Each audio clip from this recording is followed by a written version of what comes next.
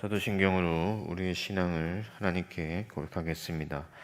나는 전능하신 아버지 하나님, 천지의 창조주를 믿습니다.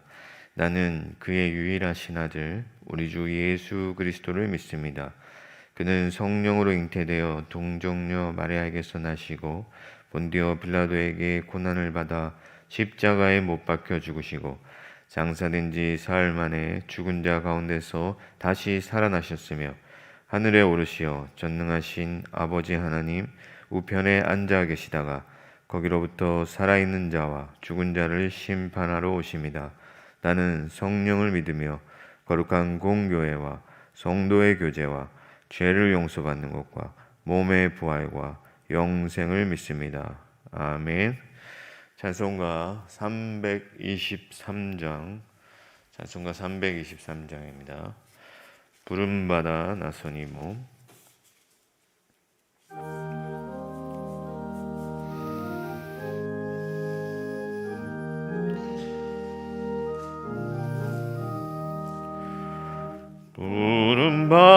부름받아 나서니 몸 어디든지 가오리다. 괴로우나 즐거우나 주만 따라가오리니 어느 누가 막으리까. 죽음인들 막으리까. 어느 누가 막으리까. 죽음인들 막으리까. 아골골 잡힌들에도 복음 들고 가오리다. 소돔 같은 거리에도 사랑 안고 찾아가서 종의 몸에 지닌 것도 아낌없이 드리리라. 종의 몸에 지닌 것도 아낌없이 드리리라. 존귀 영광 모든 것에 주님 홀로 받으소서. 멸시천대 십자가는 제가 지고 가오리다. 이름 없이 빛도 없이 감사하며 섬기리다. 이름 없이 빛도 없이 감사하며 섬기리다. 아멘.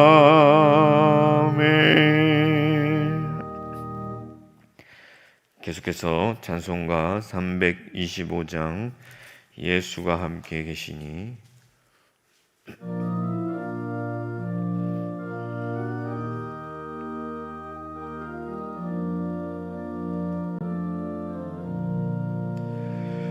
예수가 함께 계시니 시험이 오나 겁없네.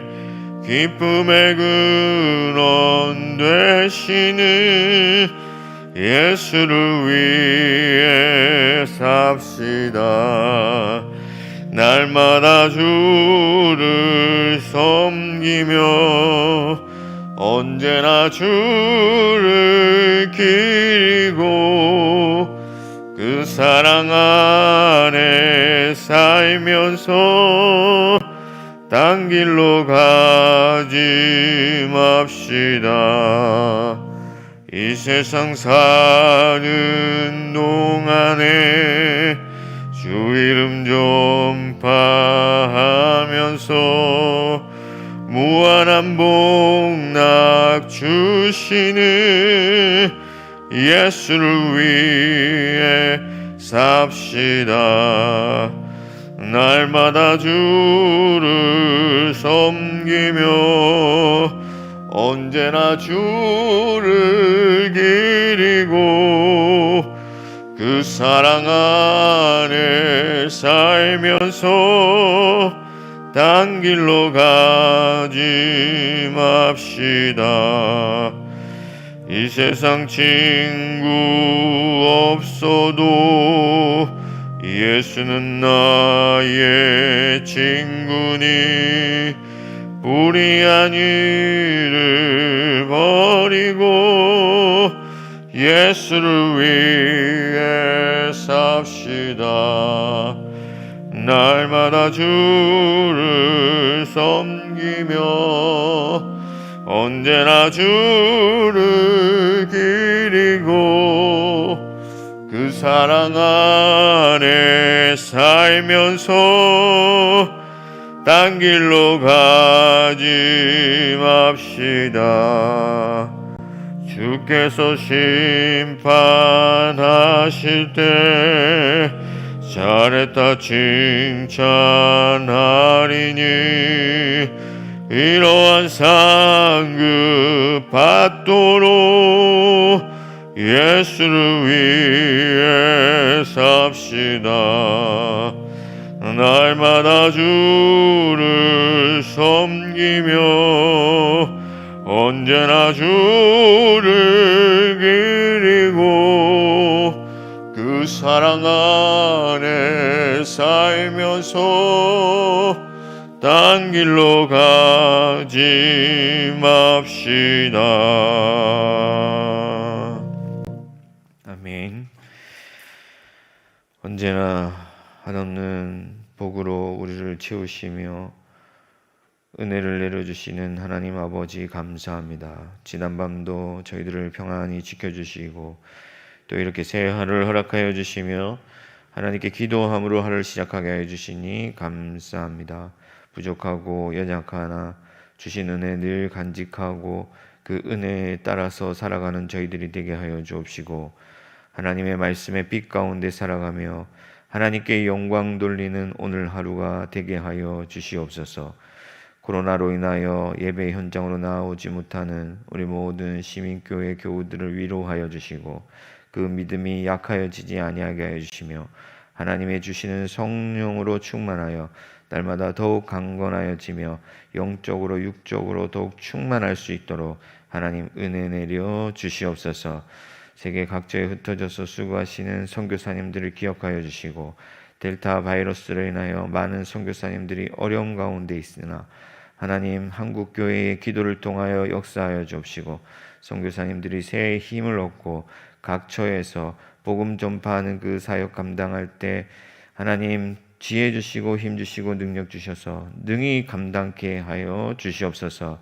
오늘 새벽에 주님 말씀 주실 때 이 말씀이 우리를 다스리게 하여 주시고 우리를 고치게 하여 주시고 우리를 새롭게 하게 하여 주시옵소서. 사랑하는 담임 목사님, 시민 교회와 또 하나님 교단을 위해서 수고할 때 하나님께서 강건하게 하시고 더욱 충만하게 하셔서 우리 서울 시민교회가 날마다 더욱 부흥케 하여 주시며 하나님 우리 고시인교단이 더욱 힘을 얻고 이 어려움 가운데 한국교회를 잘 이끌어가는 견인하는 그런 교단이 될 수 있도록 역사하여 주옵소서. 오늘도 주님께서 충만한 은혜 내려주실 줄 믿사옵고 감사하며 예수 그리스도 이름으로 기도합니다. 아멘.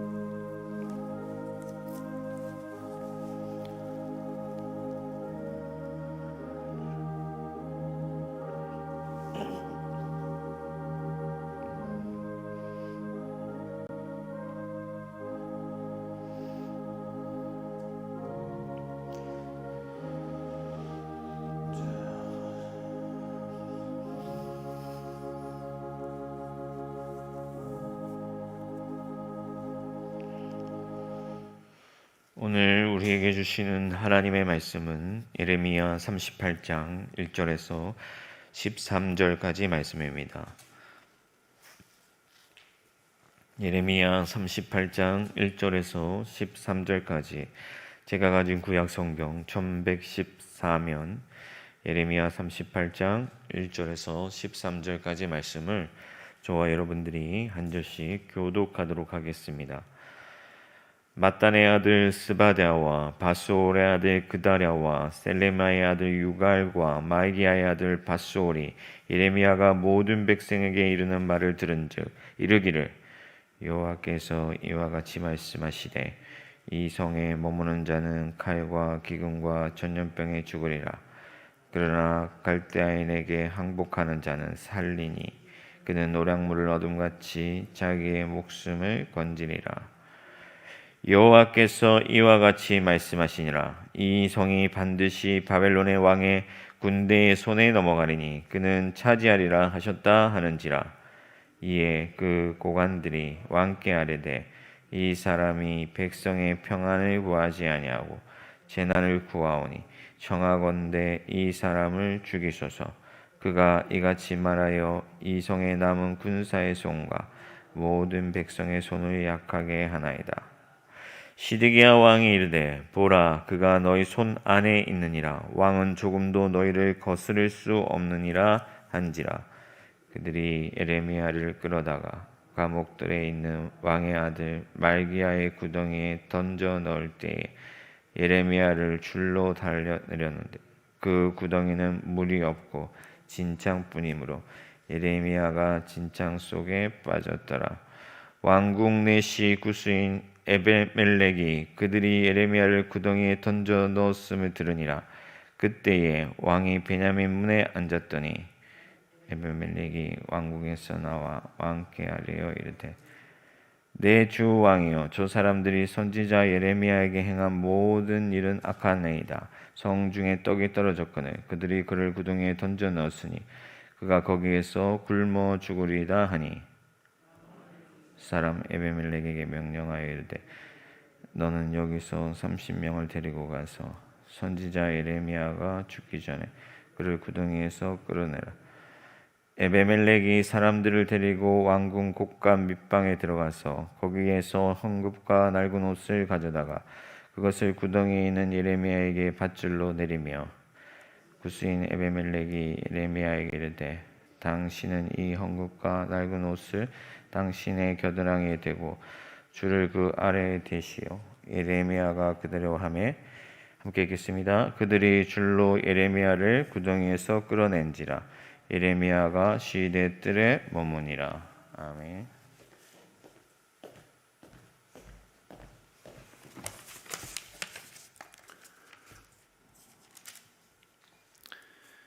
예, 37장에 예레미야가 그 구덩이에 갇히고 그 뚜껑을 덮어놔서 햇빛을 보지 못하는 구덩이에 갇혔는데 왕이 그 사실을 듣고 이제 예레미야를 왕궁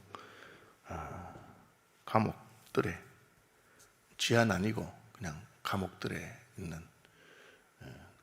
있도록 그러니까 뭐 감옥 중에서는 제일 좋죠. 감옥이라도 뜰이니까 좀 다닐 수도 있고 그렇게 가두었는데 예레미야를 가두고 싫어하면서도 예레미야가 무슨 말을 하는가 예레미야 하는 말에 대해서 관심들이 다 있는 겁니다. 그래서 mat단의 아들 스바랴 바스울의 아들 그다랴 셀레마의 아들 유갈 말기야의 아들 바스울 이렇게 네 명이 그 감옥들에서 예레미야에게 예레미야 하는 말을 들으면 또 백성들한테 가서 예레미야 이런 말했다 그렇게 전하는 사람들이 있었습니다. 이름을 mat단의 아들 누구 아들 누구 아들 누구 그렇게 한 거는 이제 이름만 이렇게 하면 같은 이름이 많아요. 그래서 누구 아들 누구다 그렇게 하면 이제 누구인지 분명해지죠. 또 이 성경 내용이 실제로 일어나는 사건인 것을 보여주는 것이 이런 것들입니다. 아주 상세한 부분에 표현이 있습니다. 그래서 지어낸 이야기 같으면 뭐 누구 아들 뭐 이렇게 지어내기 쉽지 않겠죠. 저도 전화번호부에 한 5천 명 가까운 사람의 명단이 있으니까 같은 이름이 많아요. 그래서 한 번 실수를 해요. 그래서 요즘은 그냥 이름만 안 하고 뭐 이름 뒤에 뭐 어느 교회 목사님 이렇게 적어놓는다든지 또 우리 교인 같은 경우는 부부 이름을 같이 그렇게 적어놓는다든지 그래서 실수하지 않도록 그렇게 하는데 아마 그런 표현이라고 생각하시면 됩니다. 누구의 아들 누구, 누가 누구. 이 네 사람들이 에레미야가 하는 말을 전달하는데, 이제 에레미야 말의 내용이 뭐냐면은 항복하라는 거예요. 바벨론에게 항복해라. 그런데 지금 전쟁을 하고 있는데 적에게 항복해라, 그렇게 하니까 이게 굉장히 매국노잖아요. 이게 무슨 적과 끝까지 싸워라 이렇게 해야 되는데 항복을 해라 그렇게 말하니까, 결사항전해라 그래야 되는데 그것도 하나님의 거룩한 성 예루살렘을 버리고 떠나가라, 항복해서 바벨론으로 잡혀가면서 할 것이다 그렇게 말하잖아요. 그러니까 왜 하나님께서 그렇게 말씀하시는가? 이것은 심판이기 때문에 그래요. 하나님의 심판이기 때문에. 근데 꼭 같은 일이 전에도 있었어요. 입장을 바꿔놓고 생각해 보면, 여호수아 군대가 가나안 땅을 정복할 때 기생 라합이 그랬어요. 여리고성의 기생 라합이 정탐꾼을 숨겨주고, 그리고는 자기는 이스라엘 군대에 항복한 것 같아요. 그때도 라합이 애국자가 아닌가 보다. 라합이 자기 민족을 생각하고 해야 되는데 정탐꾼을 숨겨주고 하느냐. 그런데 라합을 잘했다고, 믿음으로 했다고 그렇게 말하거든요. 그건 뭘 말하냐면, 이 하나님의 통치에 있어서 이 나라나 저 나라가 중요한 게 아니에요. 그 나라가 혹은 그 백성들이 하나님 앞에서 어떤 행동을 했느냐. 하나님이 아브라함에게 가나안 땅을 약속하고도 400년 뒤에 주신 것은 아직까지는 그 사람들을 끌어내서 너에게 줄 정도로, 그 사람들이 나쁜 사람들 아니고 그냥 좀 잘못하지만 그런 정도까지는 아니다. 그러나 그 뒤에 400년이 흐르면서 아모리 족속의 죄악이 관영하고 하나님께서 저들을 이제 심판하실 때가 되었다. 그래서 한편으로는 아브라함에게 약속의 땅을 주시는 것이지만 한편으로는 하나님이 가나안에 있는 그 족속들을 심판할 때가 돼서 하나님의 심판이 되신 거예요. 근데 하나님은 공의 하나님이고 공평하신 분이기 때문에 이방인들에게 대해서만 아니라 약속의 땅 가나안에 살고 있는 이스라엘 백성들에게도 똑같이 적용하신 거예요. 내가 참고 참았는데 이제는 너희를 심판하겠다. 너희가 내 백성이고 하나님을 섬긴다고 해도, 아브라함의 후손이라고 해도 잘못한 건 잘못한 거니까 이제는 내가 바벨론을 들어서 너희를 심판하니까 바벨론이 공격하러 오면 항복해라. 그것은 바벨론에 대한 항복이 아니고 하나님의 심판을 받아들이는 것이다. 하나님의 심판에 대해서 선지자가 그걸 가르친 거예요. 하나님의 심판에 대해서 오케이 하면 그럼 하나님께서 불쌍히 여기신다. 그리고 하나님이 완전히 망해서 소망이 없어 보이지만 다시 돌이킨다. 70년이 지나면은 다시 예루살렘의 황폐함이 회복될 것이다. 그것이 에레미야가 받은 예언이에요. 그러니까 어떤 하나님의 말씀은 사실은 뭐 이렇게 우리 마음에 안 들 수 있죠. 근데 우리가 이제 남한에 있으면서 북한을 한번 생각해 봅시다. 북한에서 그 김정은이한테 충성하고 북한에서 막 그렇게 하는 사람이 있는데, 누가 우리 이러면 안 됩니다. 우리가 두 손 바짝 들고 남한하고 통합해야 됩니다. 남한에 항복하는 게 좋겠습니다. 그럼 그놈은 어떤 놈이에요? 북한에서 볼 때는 완전히 그냥 죽일 놈 같아 보이지만 우리가 볼 때는 만약 그런 사람이 있다면 진짜 그 민족을 사랑하는 사람이구나. 자기들의 이익이 아니라 북한이 지금 살아남을 길은 남북이 통일하고, 그래서 이걸 자유민주주의 체제로 바꾸고, 그리고 뭐 각하 마음에 안 들겠지만 김정은 동지는 물러나시는 게 좋겠습니다.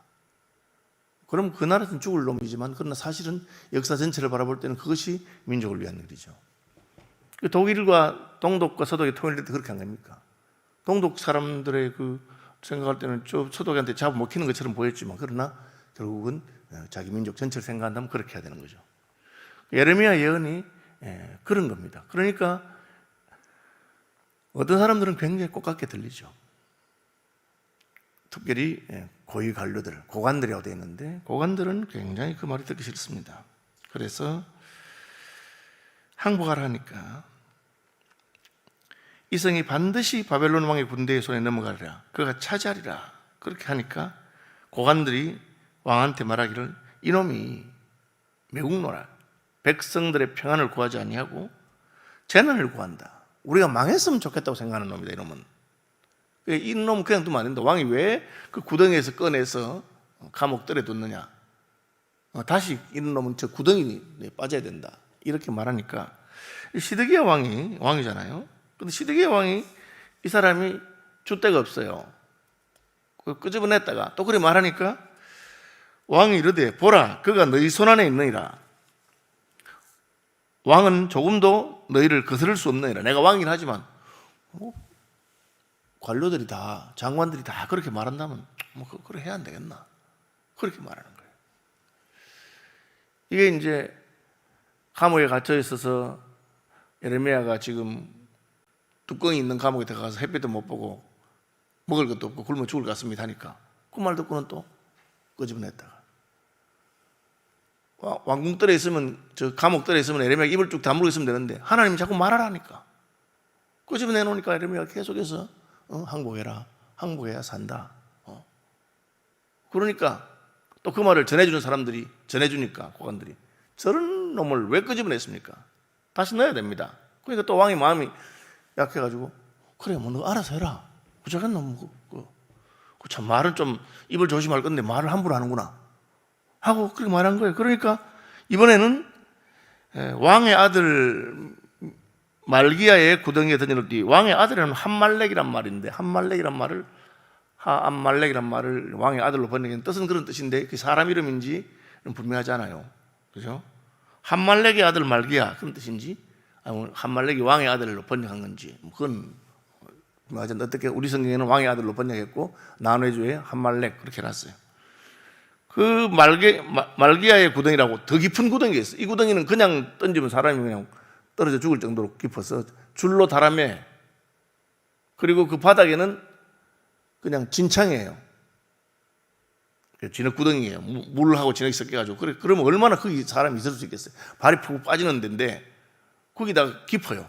나오지도 못하고 줄로 다람해가지고 그 진창뿐인 진창 속 구덩이에 던져 넣었어요. 이제 왕의 내시 중에서 그 생각이 있고 충성스러운 신하가 이 에벤멜렉이에요. 에벤멜렉. 그때 왕이 베냐민 문에 앉아 있는데 이 베냐민 문은 예레미야가 그 문으로 나가려 하다가 잡혔던 곳이에요. 그래서 예레미야가 왜 베냐민 문을 통해서 저 고향으로 가려고 했나 뭐 이런 생각하고 가려고 한 놈을 그냥 보내줄 걸 내가 잡아놔서 또 이렇게 했나 하고 왕이 생각하고 있는데 내시가 와서 임금님 그 왜 예레미야를 내줬습니까? 선지자 아닙니까? 예레미야가 지금 구덩이에 빠졌는데 그 구덩이는 얼마나 깊은지 그 밑에는 그냥 진흙 구덩이가 있어요. 진흙 진창이 있어가지고 그냥 가만히만 있어도 피부병이 생길 거고 또 지금 바벨론이 포위하는 바람에 성 안에 지금 떡이 없습니다. 먹을 것도 없어서 전에는 임금님이 하루에 떡 한 개씩 이렇게 왕궁 감옥 뜰에 있을 때는 주로 했는데 먹을 것도 없으니까 누가 챙기겠습니까? 곧 죽습니다. 임금님 때문에 선지자가 죽습니다. 죽으면 되겠습니까? 그렇게 말하니까 또 이 왕이 마음이 약해져가지고 죽으면 되겠나? 그래 뭐 살려주도록 해라 하니까 왕이 30명 데리고 가서 죽기 전에 구덩이에서 끌어내라. 구덩이에서 끌어내서 30명이나 필요 없거든요. 그 말은 지금 이제 전쟁이 나서 지금 포위당하고 지금 막 오늘 내일 하는데 그 안에도 지금 왕권도 흔들리고 한다는 거예요. 그러니까 한두 명 데려가서 끄집내나 왜 끄집내? 네 누구 말 듣고 끄집내냐? 그런 게 있을 수 있으니까 가서 혹시 너 30명, 30명 데려가서 끄집내라. 그러니까 이 에벤멜렉이 예레미야를 끄집어내기 위해서 11절 보시면 에벤멜렉이 사람들을 데리고 왕궁 곡간 밑방에 들어가서 이 곡간은 창고잖아요. 왕궁 곡간 창고 밑방에 뭐가 있느냐? 헝겊과 낡은 옷이 있어요. 지금 먹을 건 없어도 이제 왕궁 창고에 저 밑에 이제 그 낡은 옷 같은 건 이제 그때는 여러분 천이 귀하고 하니까 낡은 옷도 버리지 않고 낡은 옷 같은 거 사뒀는데 그 헝겊하고 낡은 옷 그걸 가져갔어요. 왜? 예레미야를 끌어내기 위해서. 그냥 뭐 주 던져버리면 되고 땡기면 되는 게 너무 깊으니까 이 자기 몸무게를 유지하는데 이 밧줄이 몸에 파고 들어가잖아요. 무거우니까. 그러니까 헝겊을 가져가서 옷을 가져가서 겨드랑이에다가 하고 그 밑에다가 천을 해서 이런 표현이 있어요. 굉장히 상세한 표현이잖아요. 이게 실제로 일어난 일이기 때문에 이런 표현이 가능한 거예요. 실제로 일어나지 않은 일을 갖다가 지어내려 하면은 이제 말이 중간에서 꼬인다든지 사실하고 부합하지 않기 때문에 너 어디로 도망갔느냐? 예, 서울시민교회 뒷골목으로 해서 갔습니다. 그러면 묻는 사람이 그거 막혔는데 그 일로 가면 막혔는데 어떻게 도망갔어? 이러면 할 말이 없어지는 거잖아요. 실제로 도망갔으면 예, 그거 막혀 보이지만 자세히 보면 그 밑에 구멍이 하나 있습니다. 뭐 이런 식으로 말할 거예요, 사실을. 사실 일어난 일이기 때문에 30명을 데려가라든지 그 다음에 그 왕궁 곡간 밑방에 있는 천과 옷을 가져가서 예레미야에게 던져가지고 예레미야 그 겨드랑이에 하고 그 다음에 밧줄을 겨드랑이에 해가지고 그래가지고 끌어냈다. 그렇게 되어 있습니다. 여러분, 항복을 권하는 선지자의 가 얼마나 어렵습니까? 그런데 권한은 있지만 하나님께서는 죽이진 않아요. 살려줘요. 왜? 예레미야에게 하신 말씀이 항복해라. 항복하면 산다 했는데 예레미야는 항복하라고 권하다가 죽어버렸다. 그럼 이 하나님 말씀이 맞는 게 아니잖아요. 그래서 하나님께서 고난은 당하지만 예레미야 죽지 않도록 살려주신다 하는 걸 알 수 있고, 그 다음에 우리가 애국, 우리 편, 우리 교회, 우리 가족을 위하는 것이 옳다. 예수 믿는 사람은 그렇지 않아요. 우리 가족이라도 우리나라라도 하나님 앞에 잘못했으면 잘못한 거잖아요. 히틀러가 2차 세계대전을 일으켰을 때 독일 국민들이 뭉쳐라. 우리나라의 전쟁이다. 그러나 양심 있는 그리스도인들은 그렇게 하잖아요. 저 히틀러는 잘못된 전쟁을 일으키고 옳지 않은 걸 하기 때문에 히틀러를 반대하고 심지어 히틀러를 암살해야 되겠다고 생각하고 그런 사람들이 있어요. 그게 이제 우리가 하나님의 나라의 더 큰 그림을 보는 거죠. 북한에 있는 그리스도인들이 북한 정권이 망해야 되지, 그 무신론 공산주의 정권이 있는 것이 옳다, 그렇게 할 수는 없는 것이죠. 그러니까 그리스도인들은 단순히 그냥 눈앞에 우리 편, 우리나라, 우리 당, 그렇게 하는 분들이 아닙니다. 예레미야는 하나님 앞에 사는 거예요. 시드기야 왕은 왔다 갔다 해요. 한 번은 살렸다가 한 번은 죽였다가. 그럼 이게 살릴 때는 그래도 잘한 거 아니냐? 살릴 때도 잘한 게 아니에요. 그 시드기야 왕이 하나님의 말씀에 근거해서 예레미야를 어떻게 한 게 아니고, 이 사람 말 들으면 이렇게 하고 저 사람 말 들으면 저렇게 하고, 그야말로 바람에 흔들리는 갈대와 같이 그렇게 되는 거예요. 그거는 믿음에 근거한 것이 아니기 때문에 시드기야 왕은 하나님께 인정받지 못합니다. 살레도 마찬가지예요. 빌라도가 그렇게 했어요. 빌라도가 자기 부인이 오늘 예수님이라는 사람을 이렇게 재판할 때 좀 잘하세요. 제가 어젯밤에 꿈을 꾸는데 꿈이 예사롭지 않습니다. 그렇게 말하니까 그 말이 신경이 쓰이는 거예요. 그래서 십자가에 못 박아서요. 못 박아서 하니까 결국은 대야에 물 가져서 손 씻고 난 모르겠다. 너가 알아서 해라. 나는 너한테 맡길 테니까 죽이든 사든지 해라. 나는 모르겠다. 그렇게 한 거예요.